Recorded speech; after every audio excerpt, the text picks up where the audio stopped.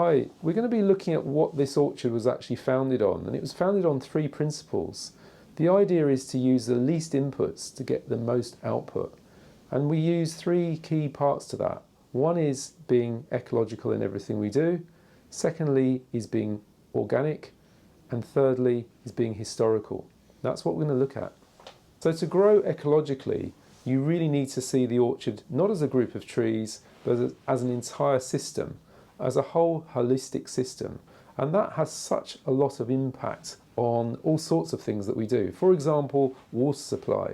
If your trees are growing very healthily and they're using the microbiology in the soil, they'll be getting hold of water in a much more efficient way. They'll be growing much more healthily and they require no real irrigation once they're established. That has a huge impact on the environment that you're growing in, if you can save that amount of water.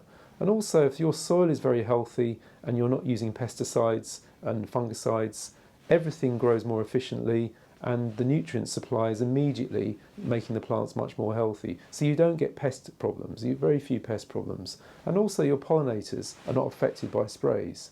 So this ecological growing uses everything in nature because nature is very efficient, and the closer you align your growing to nature, the more efficient you'll be, which has a huge economic benefit.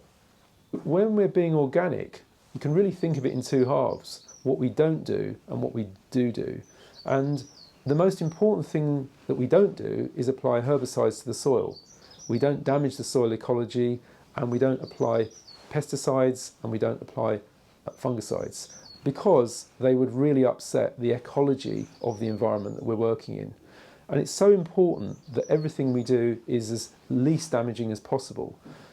What we do add to the plants, obviously, is basalt, which is an incredibly efficient way of supplying nutrients, naturally occurring, very sustainable, and contains over 90 different minerals, elements, in forms which are naturally occurring and actively promote the biology of the soil.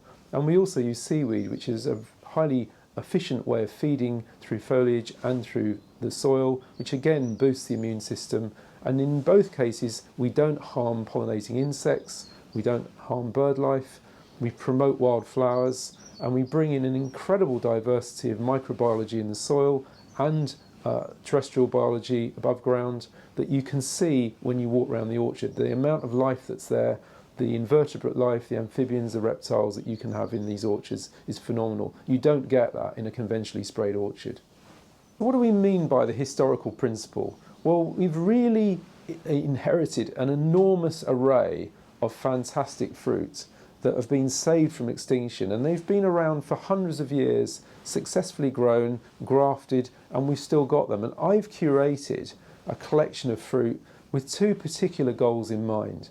One of them is obviously flavour, the phenomenal flavour that's available from these historical cultivars is such an important part of diet and such an important part of cuisine, many of which depend on specific cultivars.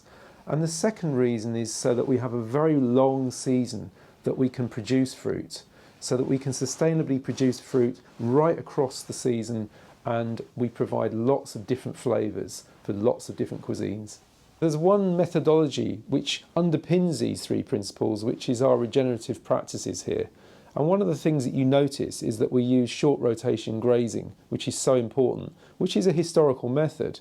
And we use a completely covered orchard. We have grass right up to the trees because we use historical varieties which can support that system, but also strong enough rootstocks.